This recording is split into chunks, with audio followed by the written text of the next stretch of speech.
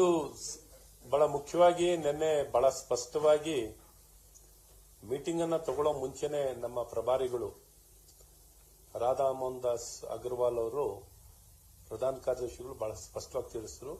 ಇದು ಯಾವುದೇ ಅಧ್ಯಕ್ಷರ ಚುನಾವಣೆಗೆ ಸಂಬಂಧವಾಗಿ ಸಭೆಯನ್ನ ಕರೆದಿಲ್ಲ.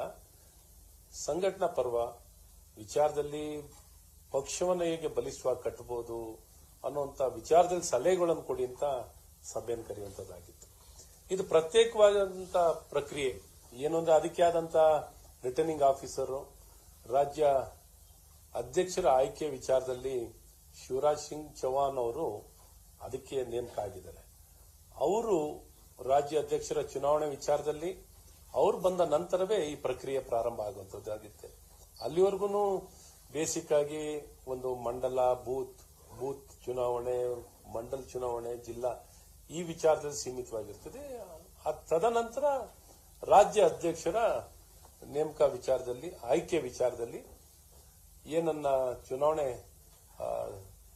ಏನು ಪ್ರಕ್ರಿಯೆಗಳು ಏನು ನಡೀಬೇಕಾಗಿದೆಯೋ ಅದು ನಡೆಯುವಂತದ್ದಾಗುತ್ತೆ. ಸೊ ಹಾಗಾಗಿ ಯಾವುದು ಇದು ಬೆರೆಸಿರುವಂತದ್ದು ಏನಿಲ್ಲ.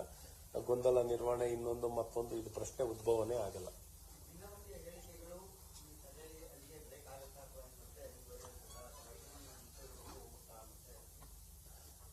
ಆಗುತ್ತೆ ಅಂತ ವಿಶ್ವಾಸ ಇದೆ. ಸಂಪೂರ್ಣವಾಗಿ ಸ್ಥಗಿತ ಆಗುತ್ತೆ, ಕೊನೆ ಆಗುತ್ತೆ.